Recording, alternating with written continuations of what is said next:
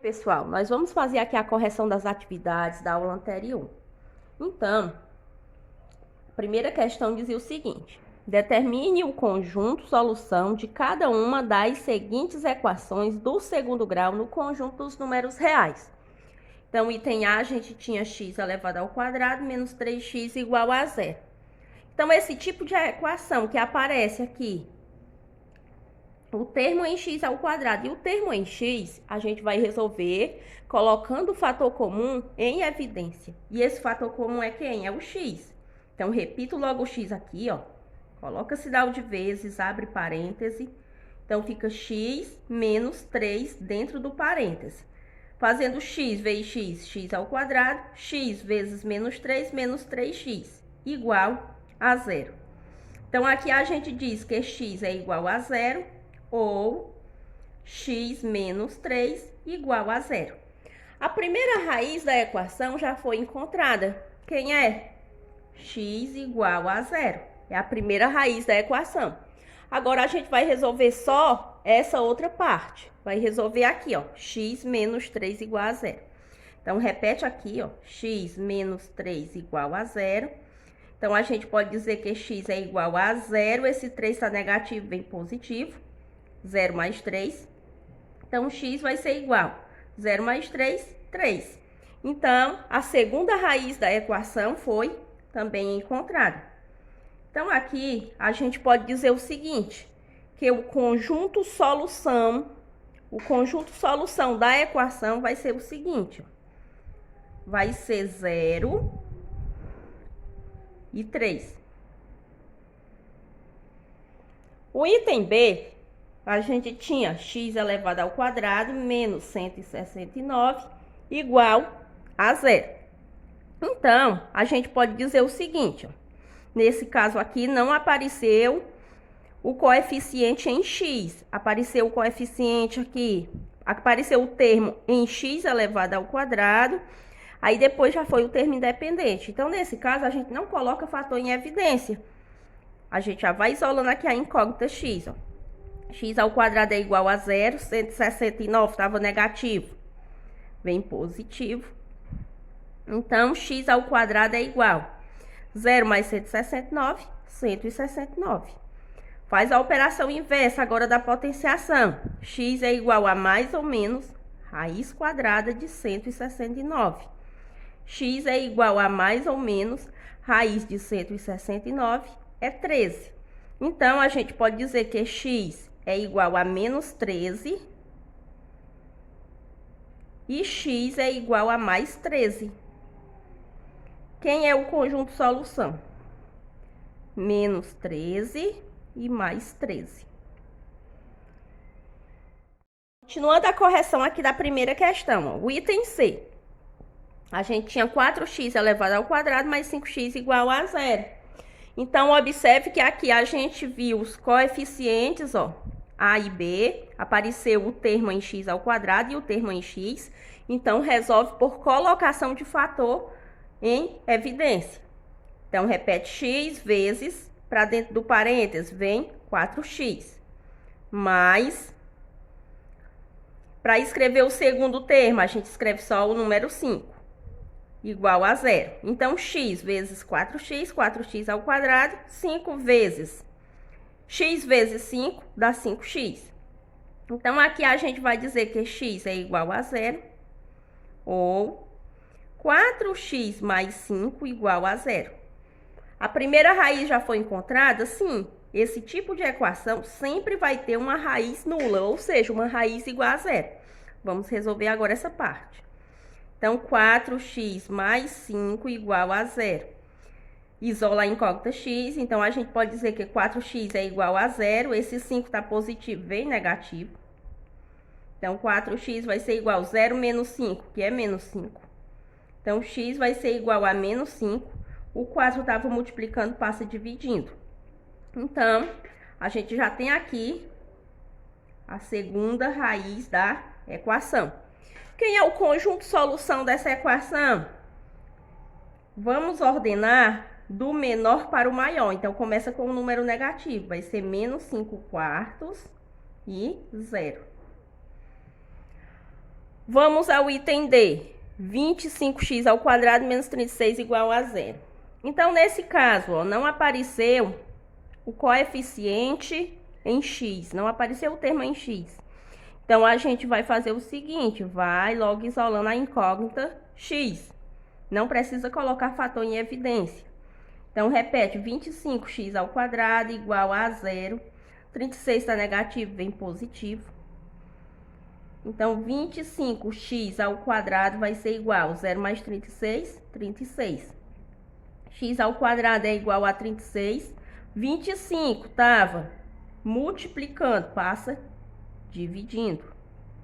Então, x vai ser igual a mais ou menos raiz quadrada de 36 sobre 25.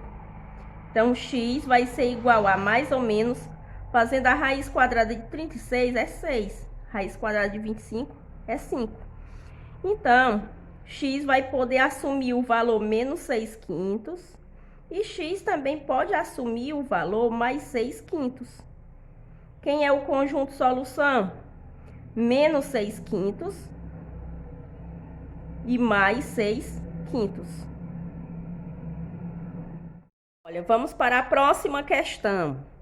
Ó, sendo x e y reais, considere a equação x ao quadrado y igual a 100 e determine. Item A, o valor de y quando x vale 50% de 10. Então, x vale 50% de 10. Então, isso significa dizer que x vale o quê? A metade de 10. A metade de 10 é 5. Pronto, então já tem aqui o valor de x. O que é que a gente vai fazer agora? Repetir a equação e no lugar de x substituir o número 5. Então, x ao quadrado y igual a 100. No lugar de x, quem é que eu vou colocar? O número 5. Então, fica 5 ao quadrado y igual a 100. Fazendo 5 ao quadrado é 5 vezes 5, que dá 25. 25y igual a 100. Então, eu tenho que y é igual a 100.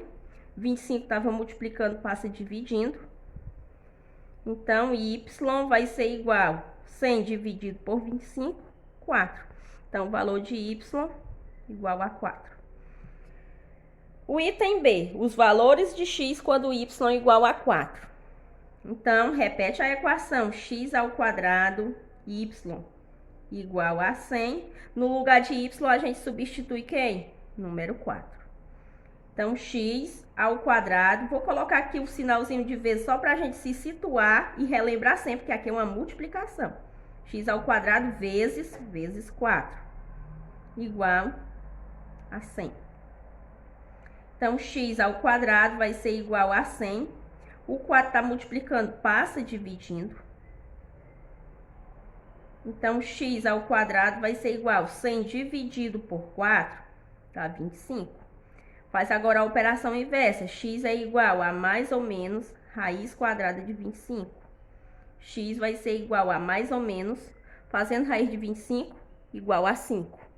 Então, quais são os valores de x? Então, x ele pode assumir o valor menos 5 e x também pode assumir o valor mais 5.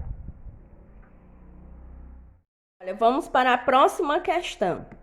Ó, Fernanda chamou todas as crianças da vizinhança para a festa de aniversário de sua filha. Cada criança recebeu um copo de 200 ml e, com uma jarra de 2 litros, ela distribuiu o suco. Se cada criança bebeu apenas um copo de suco completamente cheio e não houve sobras, então havia na festa item A, 8 crianças, item B, 9 crianças, item C, 10 crianças ou item D, 11 crianças. Então, veja o seguinte, a cada copo era de 200 ml e a jarra era capacidade de 2 litros. A gente vai precisar saber o seguinte, que 1 litro corresponde a 1000 ml. Então, 2 litros, ou seja, a capacidade da jarra era 2 vezes 1000 ml. 2 vezes 1000 ml igual 2000 ml.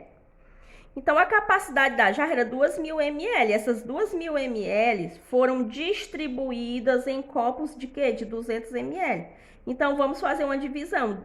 2.000 dividido por 200. Quando a gente fizer essa divisão, a gente vai saber o número de crianças que tinha nessa festa. Então, vamos lá. 2.000 dividido por 200. Então, a gente pode pegar aqui o 200, né? 200 dividido por 200 dá 1. 1 vezes 200 é 200. Para 200, 0. Este zero que sobrou aqui, ó, pode colocar no quociente. Então, nessa festa havia o quê? 10 crianças. E a alternativa correta, item C. Vamos para a próxima situação. O palmo de uma pessoa adulta mede 22 centímetros aproximadamente.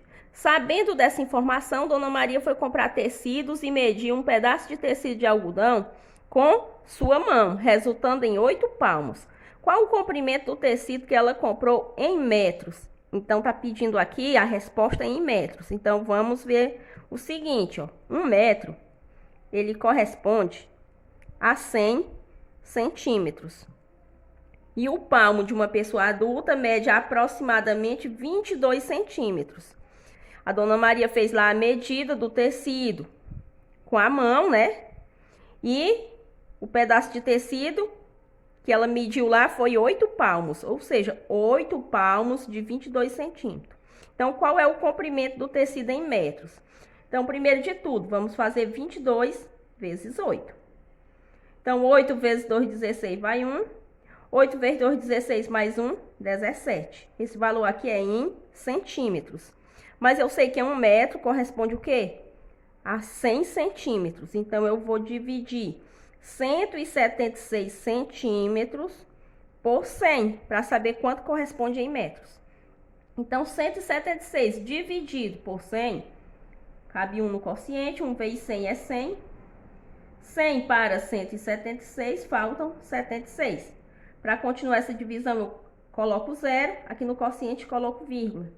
760 dividido por 100 dá igual a 7. 7 vezes 100 dá 700.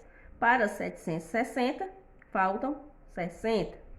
Para continuar a divisão, coloca novamente 0. Então, 600 dividido por 100 dá 6. 6 vezes 100 dá 600. 600 menos 600, 0. Então, aqui corresponde a 1,76 metros, ou seja, 1 metro e 76 centímetros. Alternativa correta, item A.